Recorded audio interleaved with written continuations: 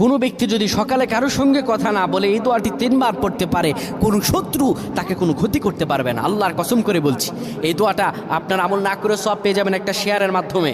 এই দোয়াটা শুনবেন, মা বোনদের কাছে এটি শেয়ার করে দিবেন। নবীজি বলেছেন বাল্লিগু আন্নি ওয়ালাউ আয়া, শোনার পরে মানুষের কাছে শেয়ার করে দিবা।